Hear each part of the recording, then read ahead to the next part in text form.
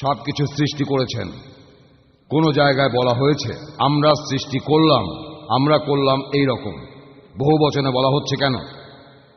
ভাই একটা প্রশ্ন করেছেন, কেন পবিত্র কোরআনে আল্লাহ সুবহানাহু ওয়া তাআলা নিজেকে আমরা বলেছেন? এর মানে কি একজনের বেশি? ভাই আরবি ভাষায় আমরা দুই প্রকারের, একটা হলো বহুবচন, আরেকটা হলো সম্মানার্থে বলা। রাজকীয় বহুবচন, যেমন একটা উদাহরণ দিয়ে হয়তো জানেন, রাজীব গান্ধী কিভাবে কথা বলতেন? তিনি বলতেন হাম দেখনা চাহতে হাম। এই হাম শব্দটা বহুবচন না, এটা একবচন, এটাকে বলা হয় রাজকীয় বহুবচন। একইভাবে আল্লাহ সুবহানাহু ওয়া তাআলা কোন জায়গায় বলছেন আমি, কোন জায়গায় বলছেন আমরা। এই আমরা শব্দটা দিয়ে বহুবচন বোঝানো হচ্ছে না, এটা আসলে রাজকীয় বহুবচন, আসলে এটা একবচন। তাহলে যখন বলা হচ্ছে আমরা তোমাদের সৃষ্টি করলাম, এটা আসলে একবচন আল্লাহ সুবহানাহু ওয়া তাআলা। কোরআনে পরিষ্কার বলা আছে সূরা ইখলাসে 1 নম্বর আয়াতে এই কথা বলা আছে, কুল হুয়াল্লাহু আহাদ, বলো তিনি আল্লাহ এক এবং অদ্বিতীয়। আল্লাহ একজনই, একজনের বেশি নয়। আশা করি উত্তরটা পেয়েছেন।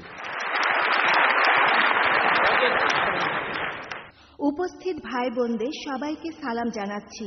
আমি জানতে চাচ্ছিলাম অঙ্গ প্রত্যঙ্গ সংযোজন বা দান করার ব্যাপারে ইসলামের কোনো বিধিনিষেধ আছে কিনা।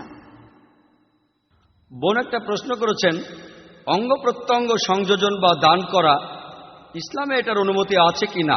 পবিত্র কোরআনে এমন কোনো আয়াত নেই যেটা সরাসরি বলেছে অঙ্গ প্রত্যঙ্গ দান করা যাবে বা যাবে না। এ ব্যাপারে কিছুই বলা হয়নি। অনেক কনফারেন্স হয়েছে, পৃথিবীর অনেক জায়গায় এ নিয়ে কনফারেন্স হয়েছে, যেমন হয়েছে মালয়েশিয়ায়, জেদ্দায়, রিয়াদে, আর এখানেও। বিষয়টা হলো অঙ্গ প্রত্যঙ্গ সংযোজনের অনুমতি আছে কি নেই। পৃথিবীর অনেক ওলামাগণ এই সিদ্ধান্তে এসেছেন। তারা বলেন অঙ্গ প্রত্যঙ্গ সংযোজনের অনুমতি আছে যদি 3টি শর্ত পূরণ করেন। প্রথমটা হলো যে মানুষকে অঙ্গটা দান করা হবে তার শরীরে অঙ্গটা সংযোজন করা হলে তার জীবন বেঁচে যাবে। যদি তার জীবন ঝুঁকির মধ্যে থাকে আর তার কোনো অঙ্গের প্রয়োজন হয়, সেক্ষেত্রে অনুমতি আছে। 2 নম্বর পয়েন্ট, যে ব্যক্তি অঙ্গ দান করে সে আর্থিক কারণে এই কাজটি করবে না, টাকার জন্য নয়, 1 লাখ টাকা বা 2 লাখ টাকার জন্য নয়। 3 নম্বর, যে ব্যক্তি অঙ্গ দান করছে এ কারণে যেন সে মারা না যায়। আধুনিক বিজ্ঞান বলে শরীরের কিছু অঙ্গ প্রত্যঙ্গ, যেমন কিডনি, মানুষের কিডনি একটা থাকলেই বাঁচতে পারে, স্বাভাবিকভাবে বাঁচে। দ্বিতীয় কিডনিটা বাড়তি। আমার মা, ধরুন তার 2টো কিডনি নষ্ট হয়ে গেল, আমি একটা দান করলাম, অবশ্যই আল্লাহ আমাকে শাস্তি দেবেন না। তবে একটা কথা, এতে যেন আমার জীবন বিপন্ন না হয়। এ কথা বলবো না যে আমি হৃৎপিণ্ড দান করব, কারণ হৃৎপিণ্ড দান করলে আমি মরে যাব, তাই হৃৎপিণ্ড দান করতে পারবো না। শুধু সেই অঙ্গগুলোই আমি দান করতে পারবো যাতে করে আমার জীবন ঝুঁকিতে না পড়ে। আর এই অঙ্গদান আর্থিক কারণে করব না। 2 নম্বর। 3 নম্বর, এতে অন্য মানুষের জীবন বাঁচবে। এই সিদ্ধান্ত দিয়েছেন বিভিন্ন ওলামাগণ।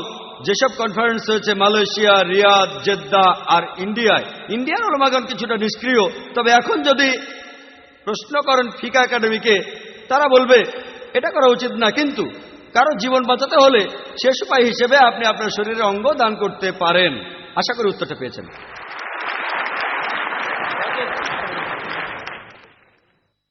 ডান দিকের মাইক থেকে। সবাইকে শুভ সন্ধ্যা। আমি একটি কলেজের ছাত্র, আমার নাম হর্ষ সোহাগিলা।